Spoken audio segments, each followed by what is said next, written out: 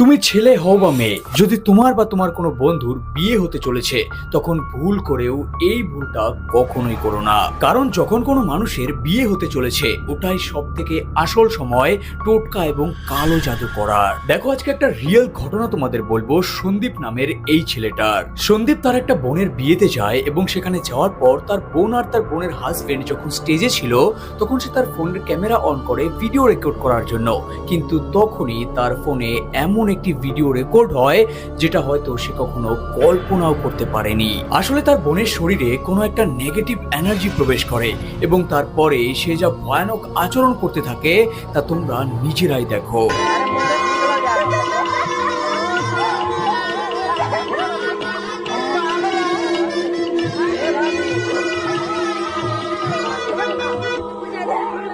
এই ভিডিওটাকে বেশি করে শেয়ার করো, কারণ এই জিনিসটা তোমার কোনো প্রিয়